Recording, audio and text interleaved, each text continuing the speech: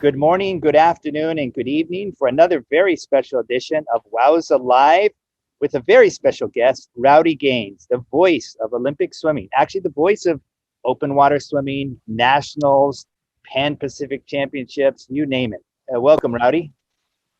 Thanks, Stephen. Good with you, buddy. Yeah, so for the three people in the world who don't know, you were a triple gold medalist in '84 after a boycotted Moscow Olympics, but then you shifted gears tremendously. You went from the pool up to the broadcasting booth, and could you sort of explain to us, like, what was that? Was that a hard transition? Were you always looking to that? And then we'll get into all the other Olympics that you've covered since then. Sure.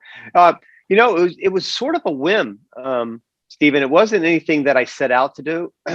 My father was a motion picture director, so originally I really wanted to go behind the camera. He directed TV commercials mainly and a couple of movies, and I really wanted to be behind the camera. But this all of a sudden, this fledgling company called ESPN back in 1985 asked me to do the color on the swimming part of the Battle of the Network Stars. Which was an old series, that had these stars from the different networks compete against each other, and swimming was part of it. So I did that. And then one thing kind of led to another. They asked me to do another thing. And then Turner Broadcasting came in with a Goodwill game. So I was a part of that. I did the '92 Olympics triple cast. So I did the cable part of things in '92. And then in '96, I teamed up with Dan Hicks. And at that time, Summer Sanders in Atlanta. And Dan and I will be calling our 7th Olympic Games together in Tokyo. Wow. Now, were you as nervous in the booth as you might have been climbing up on the starting blocks? Yeah. Oh, yeah. When I first did it, definitely. And I still get nervous. I mean, I was nervous at Olympic trials, and I get nervous before a pro swim. I still get the butterflies, and I get anxious because, it's a big thrill, and, you really put a lot of time and effort into studying the athletes and studying who they are outside the pool. So you have some vested interest in some of the athletes. You're not supposed to play favorites. And I try to do my best in not doing that, but you can't help pull for some of the kids that have great stories that they've overcome some really big obstacles themselves. Yeah. And then what I like is in swimming, there are always upsets, always a person who just comes not out of the woodworks, but they go beyond themselves. And then, of course, over the last several Olympics, you've had the opportunity to chronicle Michael Phelps's journey and all of that. I mean, of all the Olympics you've been, you can't name probably the race that you called, but can you give us like 3 or 4 that just stand out? Well, sure. I mean, the first one's really easy, Stephen. Believe it or not, I can't pinpoint one. The greatest race in history, I think, is the men's 400 free relay from Beijing. In fact, they just did a movie on it. It's an hour-and-a-half documentary on a 3-minute race that's airing on Peacock right now. So, I mean, that's how big of a race it was. In fact, it's called The Greatest Race. For me, that, in my money, and knowing the story behind the story, and it's too much time to get into the weeds with it, but Jason Lezak and the anchor and Michael Phelps swimming that relay, it's the greatest race ever, for sure. But there are a lot of others that I've called that really touched me in a way that I felt like, wow, that was momentous in so many different ways. Obviously, Michael's 100 butterfly when he outtouched Kavik by 1/100th of a second in those same Olympics. Misty Hyman in 2000's 200 fly meant a lot to me, and watching her do that. Jeff Rouse in '96 in the 100 backstroke. The men's 800 free relay in Athens, the women's 800 free relay in Athens, the women's 400 free relay in '76 in Montreal would arguably be the greatest race in history. I didn't call that one, but I remember as a 17-year-old watching that one. So there are a lot of a lot of races out there that I could go down the list, but without a doubt, the men's 400 free relay from Beijing was the best. Yeah. And what I love about your announcing is that you know these people. I mean, obviously you do research, as an announcer, but you really know them. You've known them since they were probably, high school studs, and you've seen them develop through college and beyond. And you bring out in a very short amount of time the essence of the athletes that you call, I believe. Well, thank you, buddy. I do love the sport. I think, a lot of people might criticize the actual play calling of what I do now and the technical side of things. And I'm not as much up on the technical side of things as some other athletes are, I'm sure, but you can't deny my passion. I love swimming so much. And I really love and respect the athletes in the sport, because I can empathize with them in many ways and what they're going through and what they've gone through. And so for me, it's really easy to learn more and more about them as I call races, especially the Olympics, because when we get to Tokyo, I'll know more about the athletes than they do themselves. Yeah. That's how much I'll study about what they've done. Yeah. And tell us about that study. Do you read Swimming World magazine? Do you pour over Swim, or do you go directly to their coach? Do you have lunch with the athletes? How do you get that information? So in the past, Stephen, it's really been a kind of a quadrennial effort in getting to know them, doing all the pro swims, the NCAA championships, the conference swimming championships. A lot of that helps me a lot because I'm around them a lot during the year. I probably call, 15 to 20 races a year, 15 to 20 meets a year. So, including the world championships, Pan American Games, Pan Pacs, as you mentioned. So I think that helps in getting to know them a little bit. But the biggest thing for me, and of course I research the swimming websites and stuff, but the biggest thing and a biggest benefit that I have in the past, and I'm not sure it's going to work out this year, but in the past, is that I've been able to travel with the Olympic team once they go to swim camp. So for example, in 2016 in Rio, Dan Hicks, my partner, Michelle Tafoya, the sideline or pool deck reporter, we all got to go to Atlanta and literally spend 4 or 5 days with the team of just kind of hanging out with the team, eating meals with them, being on the deck every day for practice. And that was really the best way to get to know them. And this year's and I've done that with every Olympics, wherever they've gone for their training camp. In 2012, it was France, and 2008, it was Singapore. So we've been able to travel with them. This year's going to be a little different. They're in Hawaii right now, and because of COVID, not sure that's going to be able to happen. So that could put a little bit of a damper on things. But I tried to do as much as I could at trials too.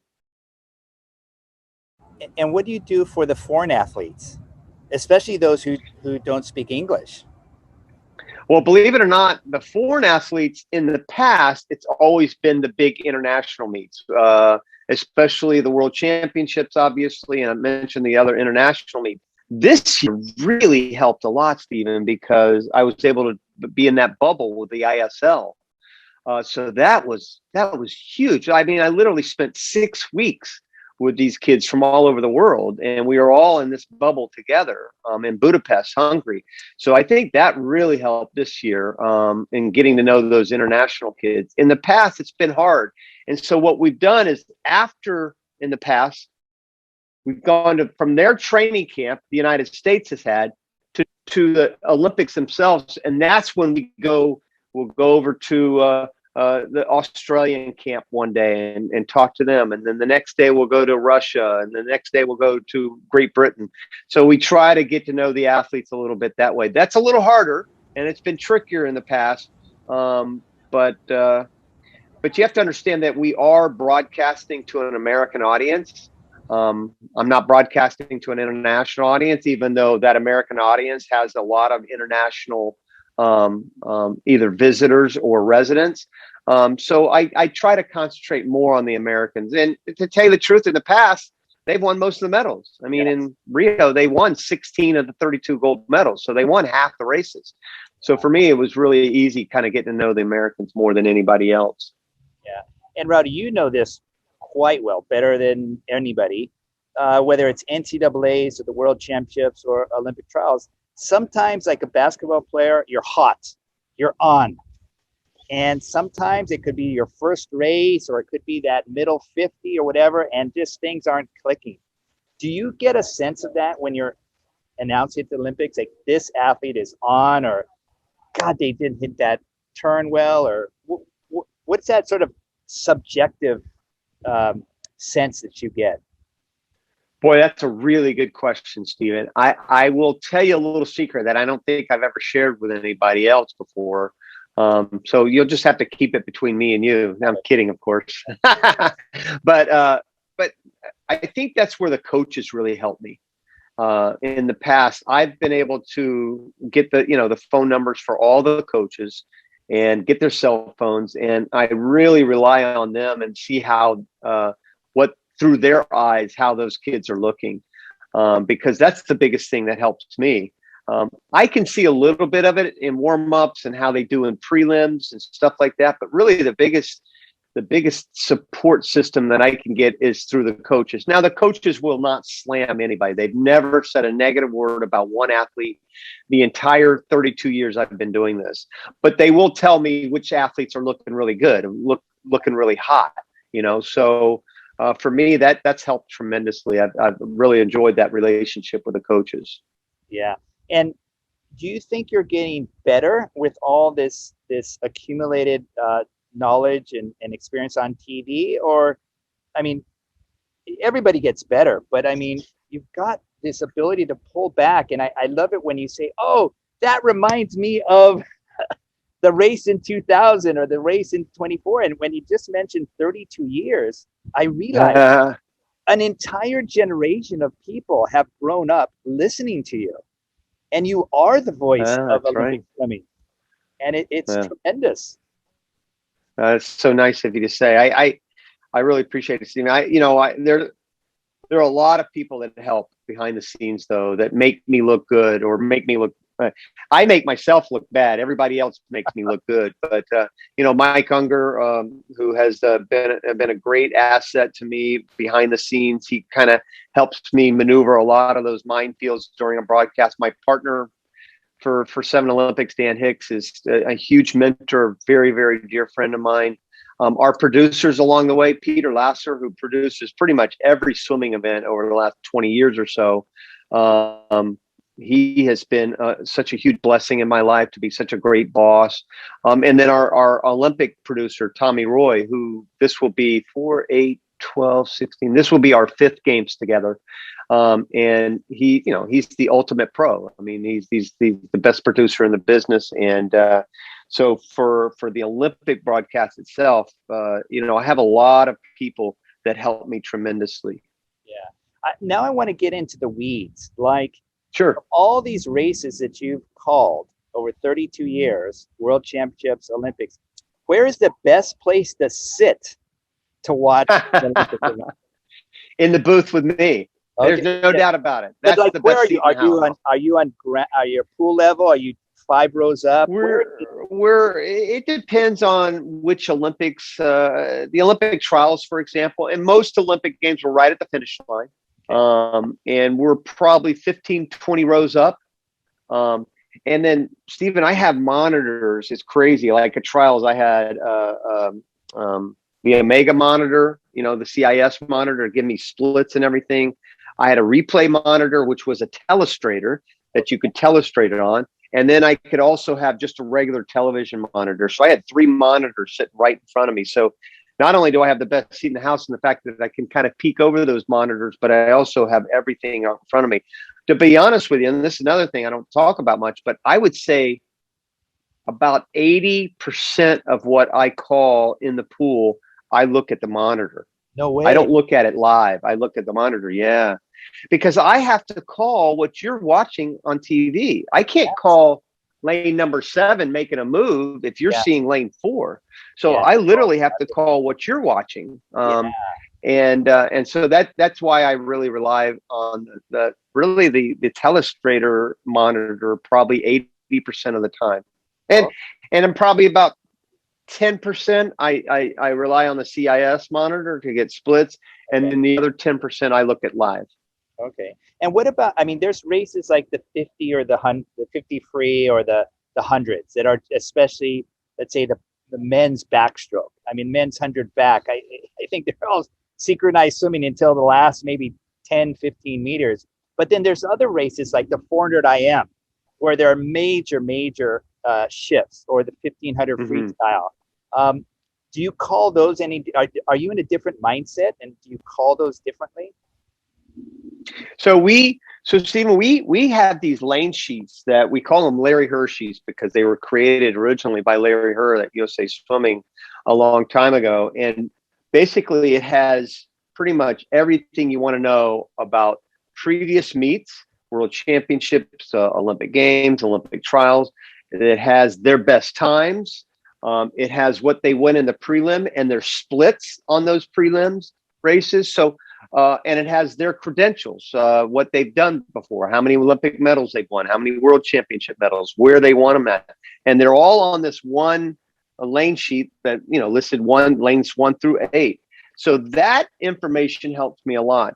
And as far as the strategies go, we have a production meeting. So let's say the Olympic trials started at 7 p.m. in Omaha, right? We have a production meeting started at 3 p.m. every day. So for 4 hours, we're studying with how it's going to work from a television standpoint, and then how each race is going to be broken down. So we sit down and break down each race. And, you know, like you said, the 400 IM, we go through the fact that, you know, hey, Jay Litherland is a great freestyler. Watch him at the end come on. And of course he did, you know, to get that spot on the team. So those are the kinds of things that we break down. Sometimes they go crazy out the window because, like you said, somebody gets, you know, Hunter Armstrong, who I'd never even really heard of going in the Olympic trials, you know, gets second in the 100 back. And these people come out of nowhere to do that. Lydia Jacoby in the women's 100 breaststroke, 17-year-old from Alaska. I mean, a lot of things we don't expect, but really are cool, because that's what makes the broadcast exciting, is when we don't know either. Right. You know, that's what happened in the 400 free relay in Beijing. You know, everybody thought that France was going to win. Yeah. And what about those races that, like you mentioned, Michael Cavic versus Michael Phelps, or when Michael Andrew won by 1/100th of a second? Your eye can't possibly catch that. Do you look up at the monitors to confirm that, you know, Michael Phelps won or Michael Andrew won? Yeah, we definitely rely on the Omega system, the board. And that's really a partner call. I don't call the end. I try to get out at least 10 to 20 meters from the finish. Okay. So I shut up completely. It doesn't work all the time because I get excited, but most of the time you'll see me just shut up with 10, 15, 20 meters left in the race. And the partner, the play-by-play guy, will bring them into the wall and call the winner. So I don't have to usually worry about that.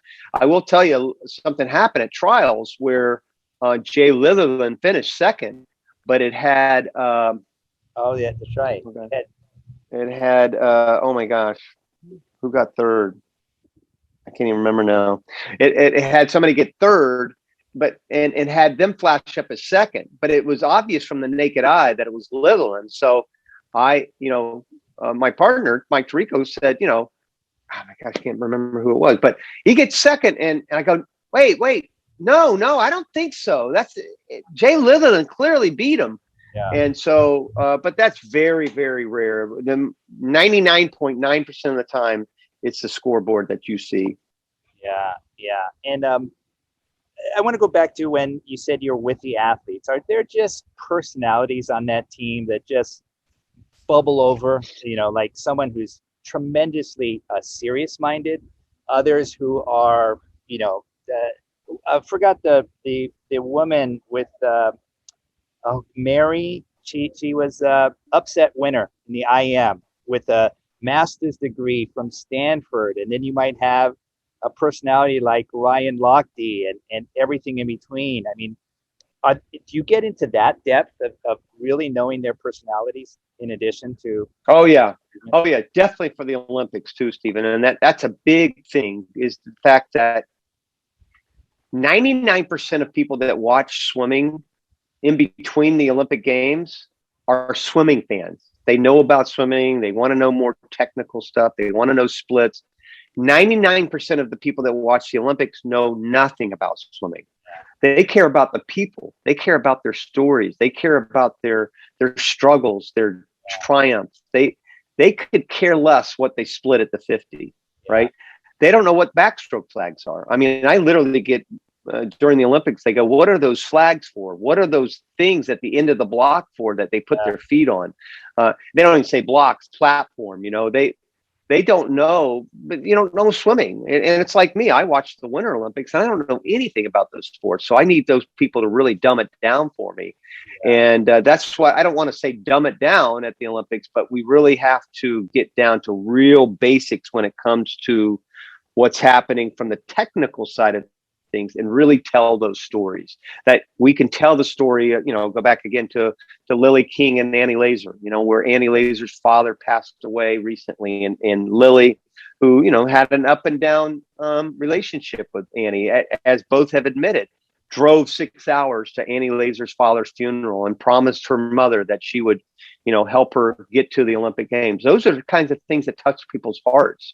And, you know, those are the things that we'll be talking about in Tokyo. Yeah. And the other thing that impressed me tremendously about you is you were a sprinter, 50, 100, and, you know, you did extraordinarily well in the 200 too. But this Olympic swimming is a week in a little bit. I mean, and you have to be on every single day. That's got to be exhausting. It's got to be. Well, my father tells me that it beats digging ditches. I shouldn't be complaining, but you know, you that's key there, Stephen. Is you have to be on, and it is exhausting. Listen, it's first world problems. I'm not complaining at all. I love every single second of it, but boy, you're spending 18, 20 hours a day at the pool, and you do that for 8 straight days, and they can get to be long days, no doubt about it. And I think Dan and I called in Rio. We called 213 races during that 8 days. So there's only so many ways you can say the word streamline without it becoming redundant. But you know, I try to do the best I can in trying to vary it up and vary different angles up. We in our production meetings, we always go over replays and we try to do different types of replays. Yeah. So we're not, you know, bored with the same replay every single time, and we keep people enthusiastic about it. It's a very detailed, long week, and it's not for the faint of heart. But again, it beats digging ditches. Yeah, and then you've got this week in the pool. You probably get a little bit of break. I don't know, 2-3 days, and then you jump into the open water.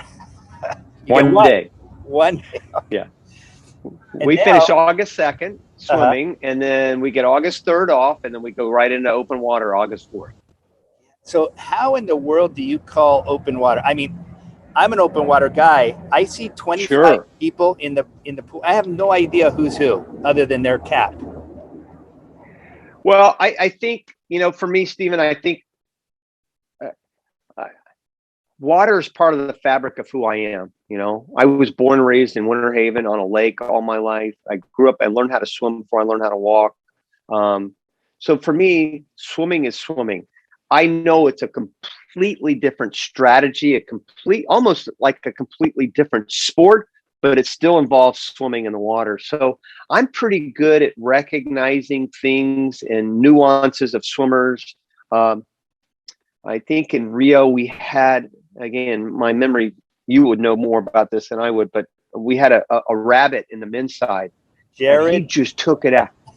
Yes. Who was that? Jared. Bro, he was from Australia. Yes. Oh my gosh, he was like 100 yards ahead of everybody. We thought, oh my, but something told me, boy, this guy really. I mean, it was no different than going going out too fast in a 200 at the 100. You know, you just felt like this guy's day was going to come. You know, and it did. You know, he ended up tiring out. So I still get a feel for that.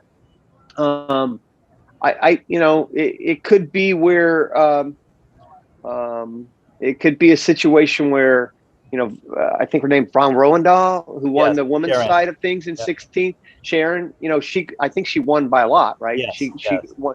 The race was for second, and that's when there was a lot of bumping and scratching and clawing, and we didn't know. I didn't see it either. I don't know. I'm sure you probably saw it, but I didn't see it was Muller, right? That grabbed. Yes. I can't from Bruni or somebody. Yes. Muller grabbed her from France, right? And nobody could see that. I know. You had to wait until the replay, and then she touched. She got DQ'd. So I think open water is fascinating. I love it.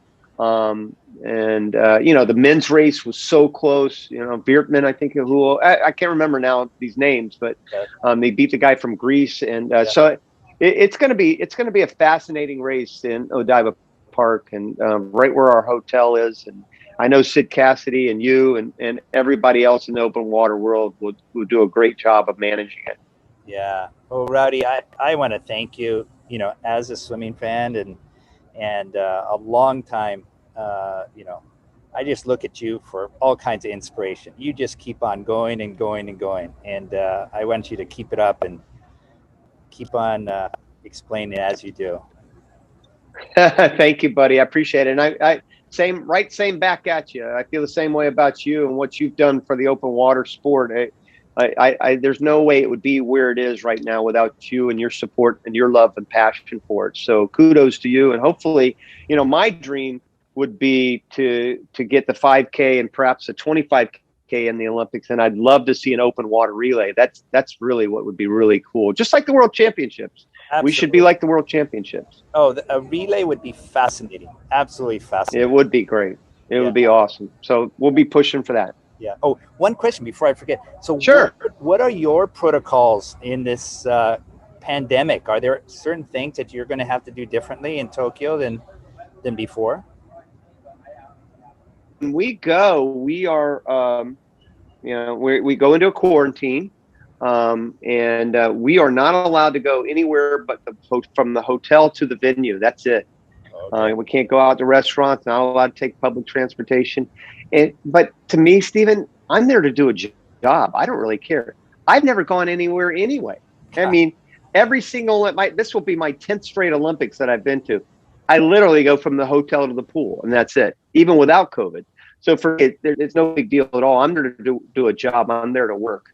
Yeah. And so they can lock me down all they want to. I don't really care. Got it. Well, good luck over there in Tokyo, and we'll be listening and watching you. Thank you, buddy. Appreciate it.